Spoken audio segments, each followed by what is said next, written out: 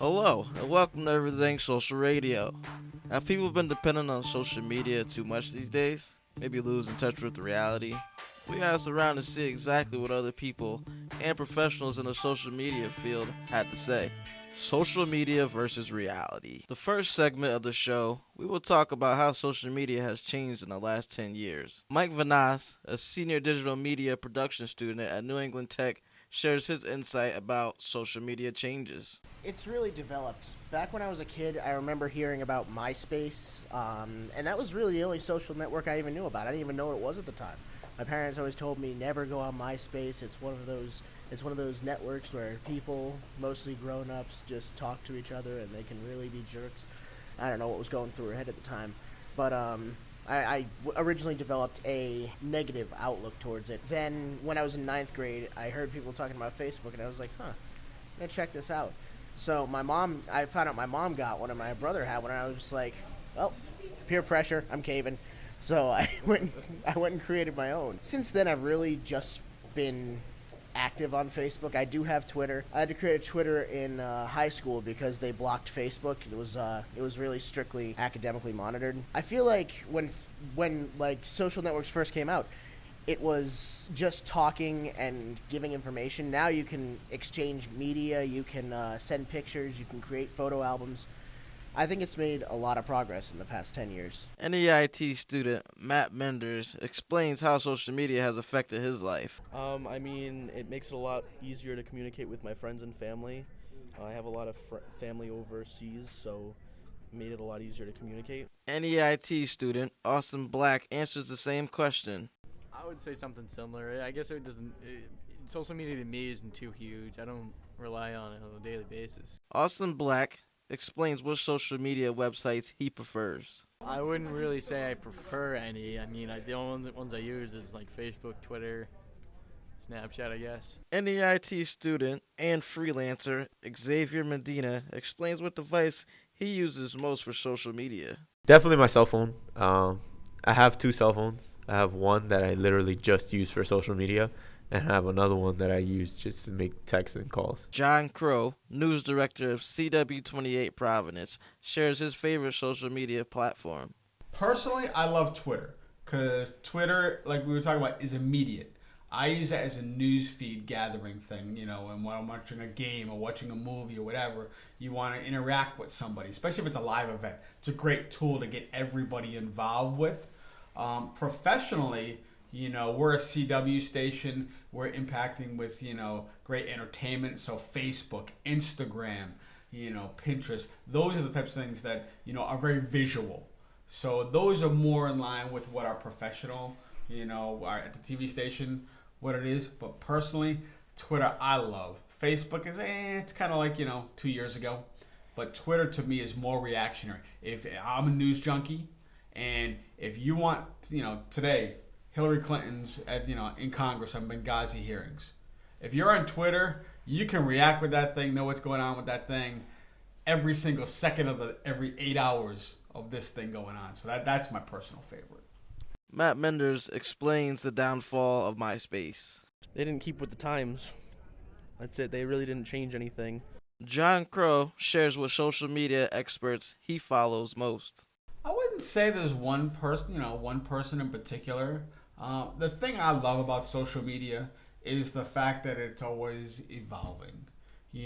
What it was 6 months ago isn't what it is now, isn't what it's going to be, 2 months from now. You can see it, we work in a TV station. The biggest thing that I see get influenced is, everything's a hashtag. It wasn't that way a year ago. When you watch a TV show, you watch a movie, you're going to see a trailer for an upcoming movie, always followed by a hashtag. That's because that's how social media has impacted the mainstream. They figured it out. Hey, if I just add this hashtag there, then I'm going to get so many more people involved. I'm a big wrestling fan. You can go every 8 minutes, there'll be a different hashtag on that program during a 3-hour program. So mainstream has figured it out that, okay, if we stick a hashtag, people will talk about it. And then what's great about it, and what's great for me as a digital director, is anything involved with a hashtag has a metrics with it.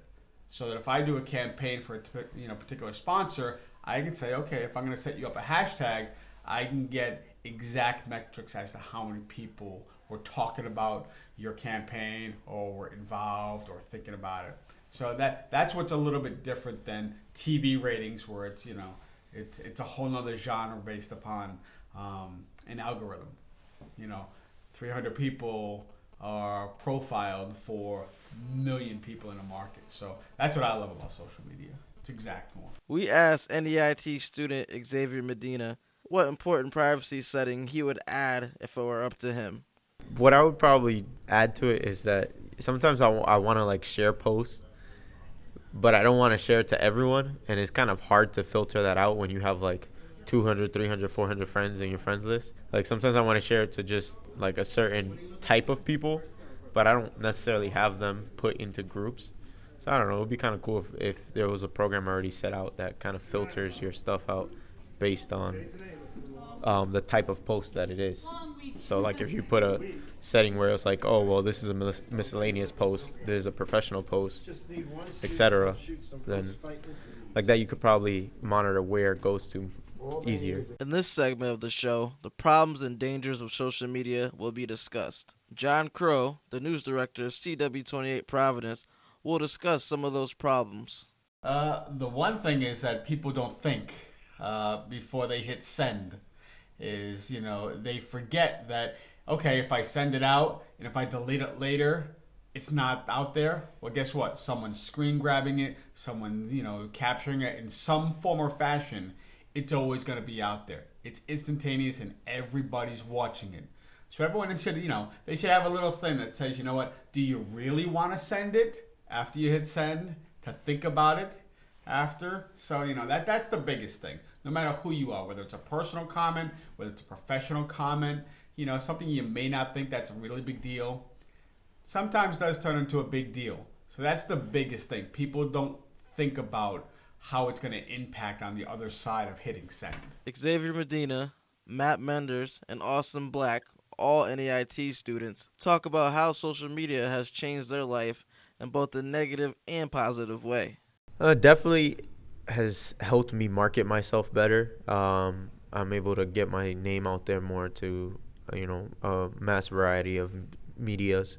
So it helps me professionally.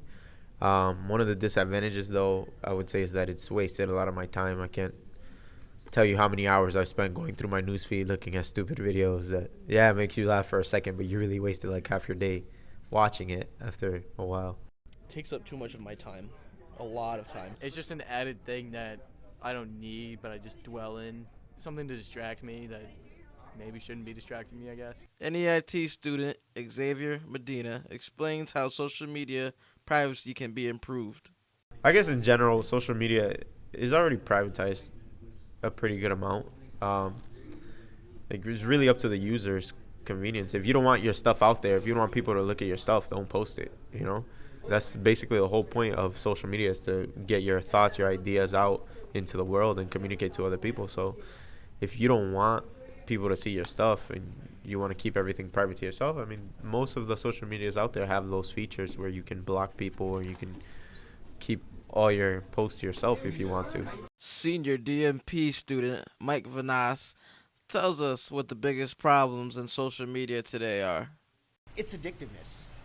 Honestly, I feel like it should be limited to use outside of schools, because it seems to take a lot of people's attention off of what they're learning about. It seems to just make people more reclusive, less social in actual person-to-person scenario. Austin Black tells us about the most dangerous social media websites. I don't really know. I guess they all have their own little things about them. Like Snapchat, you can send something and then it goes away after 10 seconds. But then there's Facebook, where you can post something and 400 people can see it. Or Twitter is the same aspect. So I guess they're all kind of equal in their own way. This is how John Crow replied when asked, who should not be allowed to use social media? That's funny, because you could put everybody into both of those categories based upon what they're doing at exact times. I'm guilty of it too. When you want to react to something, then you're like, yeah, maybe not. So, I wouldn't exclude any category, because, I mean, we're America. Everyone should have their free opinion. You talk about felons. If they're in prison, then, yeah, they probably should have access to, social media to, give up their time. But it's, I look at it as, your first question, what are the perils of social media? I think everyone falls into both of those categories where you really have to think about what you're sending out, because nothing in this day and age is a private conversation. If they want to, it can be found. And the perils, I would say, is most people don't know how to use it. What they think is a DM, a direct message, and they put it out in a public setting. That's where I think people get, confused. And then it's always, you get the, I was hacked, or I didn't know how to use it. Well, if you're going to use the medium, especially like someone like me or a celebrity, whatever, before you use it, figure out how it works. And then you don't get yourself into that problem of using the excuse, I was hacked or I didn't mean it. Do a little knowledge, because, again, I love social media. It can be a very useful tool. But if you don't know what you're doing, you're going to be in a heap of mess on the other side. Mike speaks again, but this time about age limits of social media. What age is too young? I know some kids who they're like 13, 14 years old. They have accounts, but I think it should be 16. Honestly, I think you should 16 with like a parent or guardian's consent. I don't know. Definitely something to help regulate the masses, and maybe different parts of Facebook based on your age. You have to give your birthday and everything. They use that to determine like what age group you should be put in, what posts you can see, what posts you can't see. But I think it just needs to be more regulated. I don't think there's any need for changing the age that goes in. It's just a matter of organizing that stuff in separate divisions. Mike Vanas and Matt Menders talk about who actually reads the terms and agreements. I'd expect myself to actually give an answer of 9 or 10%, but I'm willing to bet that a surprisingly large percentage of people actually do read through it. Nothing past 25, of course, but I mean more than one would think. I personally didn't read them. I scanned through them, and I'm sure it's full of loopholes and everything, but I mean, worst comes to worst, I just delete my account, I'm going to say probably like not even 10%. I mean, I don't even read it. I just scan it. What more can be done to make sure people read the terms and agreements before pressing I agree? NEIT student Austin Black has a suggestion. Make them shorter and more to the point. I know there's a lot of legalities that are in each word that they use, but if you make it shorter, at least someone might think about reading it. New England Tech student Matt Menders gives us his definition of cyberbullying.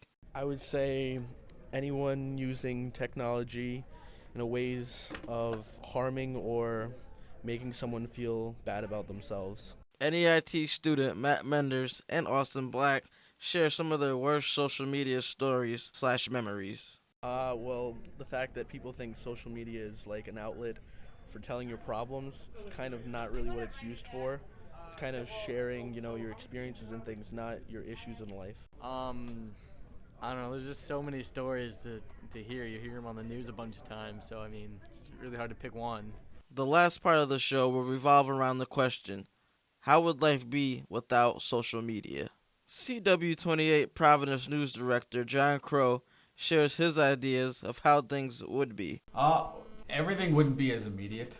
I mean, that's for sure. And again, it goes into what people's mindsets are. I think with social media, there are two ways. One, attention span is completely gone. People see things for 5 minutes, and someone's talking about an hour from now, they're like, come on, that's gone by, that's done. So I think the attention to detail is kind of gone. But also, you look at, where is it going to be?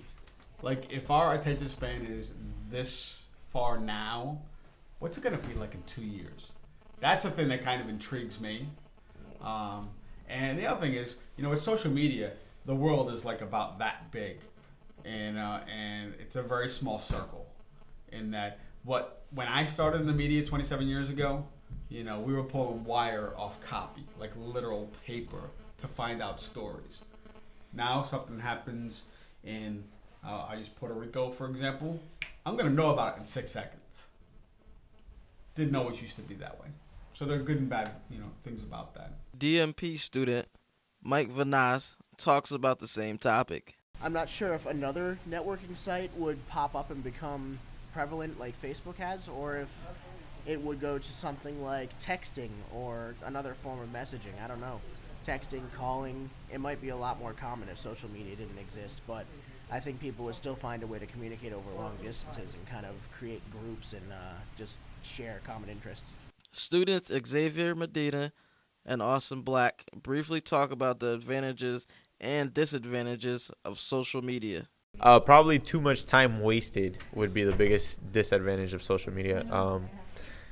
A lot of times people get so glued to their phones that they forget that there's a real world out there and that you can communicate to the person next to you verbally instead of through an electronic device. So probably that would be the main thing. Advantages are you can communicate to a lot of people, see what they're doing, see what you're up to, and disadvantages are things like bullying, and it's a distraction that I guess doesn't need to be there. Austin Black explains who would lose the most money if social media were gone. Definitely Mark Zuckerberg with Facebook. No questions asked. How often do you use social media within a 24-hour period was a question that we asked news director John Crow. I have to do it for a living, so I'm always on, from the minute I get into work to the time I check out, but also when I'm at home. So, there's, outside of sleeping, there's never a downtime, because you can be eating dinner and you find out something happens in the world, whether it be, an earthquake someplace or, a breaking news story. Because we are a TV station, we're information, we have to jump right back on social media. So, outside of sleeping, there's never a downtime. Student Austin Black answers the same question. At least 10. We decided to ask NEIT student Matt Menders if the world would be a safer place without social media. I mean, it depends on what perspective you're looking at, because, it probably would be safer for, bullying and things like that, but at the same time, you'd lose the information. So if, there was some sort of emergency, like an Amber Alert, getting that out is a lot more difficult. Mike Vanas and Matt Menders told us what they would miss the most about social media. Just the ability to communicate with others. I'll take any opportunity I can get. I'm a very outgoing person. I'll take any opportunity I can get to keep in contact with people I haven't seen in a long time, know what people are up to. I think that's just a great way to do that. I'd probably just miss the interaction overall. That's hard, because there's just so many different things that go into social media.